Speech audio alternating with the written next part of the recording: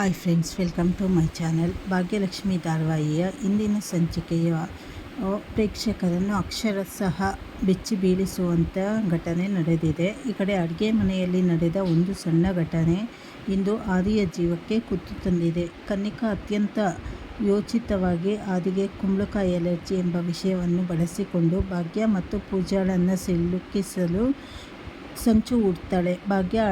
ಪೂಜಾ ಅಡುಗೆ ಮಾಡುತ್ತಿರುವಾಗ ಕನ್ನಿಕಾ ಮುನ್ನೆಚ್ಚರಿಕೆಯ ನೀಡುವ ನಾಟಕವಾಡುತ್ತಾ ಕುಂಬಳಕಾಯಿ ಕಟ್ ಮಾಡಬೇಡ ಎಂದು ಹೇಳ್ತಾಳೆ. ಕನ್ನಿಕಾ ಮೇಲಿನ ಸಿಟ್ಟಿಗೆ ಪೂಜಾ ಅವಳು ಬೇಡ ಎಂದಿದ್ದನ್ನೇ ಮಾಡಬೇಕು ಎಂಬ ಹಠದಿಂದ ಕುಂಬಳಕಾಯಿಯನ್ನು ಕಟ್ ಮಾಡುತ್ತಾಳೆ. ಭಾಗ್ಯ ಕೂಡ ಕುಂಬಳಕಾಯಿ ಹೆಚ್ಚಿರುವುದನ್ನು ಕಂಡು ಅಡುಗೆ ಹಾಳಾಗಬಾರದೆಂದು ಅದರಿಂದ ರುಚಿಕರವಾದ ಪಲ್ಯವನ್ನು ಸಿದ್ಧಪಡಿಸ್ತಾಳೆ.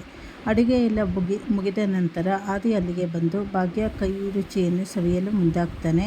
ಪ್ರತಿಯೊಂದು ಪದಾರ್ಥವನ್ನು ಟೇಸ್ಟ್ ಮಾಡುತ್ತಾ ಹೋದ ಆದಿ ಕೊನೆಗೆ ಕುಂಬಳಕಾಯಿ ಪಲ್ಯವನ್ನು ಸವಿಯುತ್ತಾನೆ.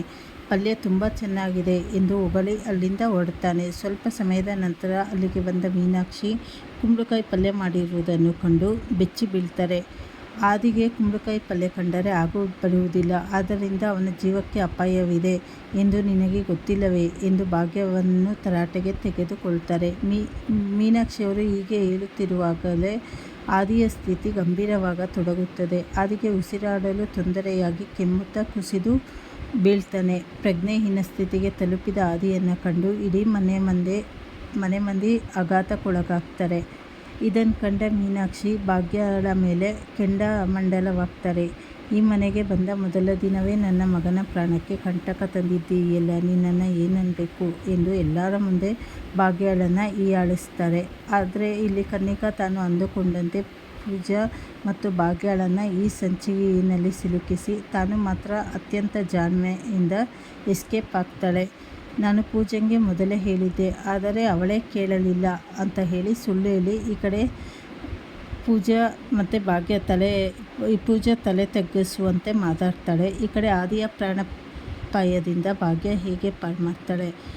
ಇನ್ನೊಂದು ಕಡೆ ನೋಡಿದ್ರೆ ತನ್ವಿ ಯಾವುದೇ ಕಾರಣಕ್ಕೂ ನೀವು ಹೋಗಬಾರ್ದು ಅಂತ ಹೇಳಿ ಹೊರಗಡೆ ಹೋಗಬಾರ್ದು, ಅವ್ರು ಏನಾದರೂ ನನಗೆ ಏನಾಗಬೇಕಾಗಿಲ್ಲ, ನಮ್ಮಮ್ಮ ಇಲ್ಲಿರೋದು ಇಷ್ಟ ಇಲ್ಲ ಅಂತ ಹೇಳಿ ಗಾಡಿ ಕೀನ ಮುಚ್ಚಿಟ್ಟಿರ್ತಾಳೆ. ಮನೆಯವರು ಇಲ್ಲಿ ಎಷ್ಟೇ ಹುಡುಕಿದ್ರೂ ಕಾರ್ ಕೀ ಸಿಗೋಲ್ಲ. ಹಾಗೆ ನಿಮಿಷದಿಂದ ನಿಮಿಷಕ್ಕೆ ಆದಿಗೆ ತುಂಬ ಜಾಸ್ತಿ ಆಗ್ತಾ ಇರುತ್ತೆ ಅಲರ್ಜಿ, ಮುಖದಲ್ಲೆಲ್ಲ ಗುಳ್ಳೆ. ಆಗ ಭಾಗ್ಯ ಹೋಗಿ ಒಂದು ಮನೆಮದ್ದು ಮಾಡ್ತಾಳೆ.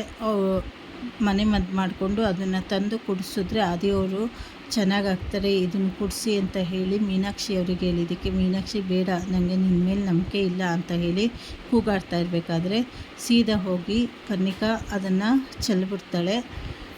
ಈಗ ನಿನ್ನಿಂದನೇ ನಮ್ಮ ಅಣ್ಣನಿಗೆ ಈ ಪರಿಸ್ಥಿತಿ ಬಂದಿದ್ದು, ಹಾಗಾಗಿ ನೀನೇನೇ ಕೊಟ್ಟರು ನಮ್ಮ ಅಣ್ಣನಿಗೆ ನಾವು ಕುಡಿಸಲ್ಲ ಅಂತ ಹೇಳಿ ಸೀದಾ ಹೋಗಿ ಸಿಂಕಿಗೆ ಹಾಕ್ಬಿಡ್ತಾಳೆ. ಇನ್ನು ಮುಂದೆ ಭಾಗ್ಯ ಹೇಗೆ ಮಾಡ್ತಾಳೆ, ಅದನ್ನು ಹೇಗೆ ಉಳಿಸ್ಕೊತಾಳೆ ಅನ್ನೋದು ಮುಂದಿನ ಸಂಚಿಕೆಗಳಲ್ಲಿ ತಿಳಿದುಕೊಳ್ಳಬೇಕಾಗಿದೆ.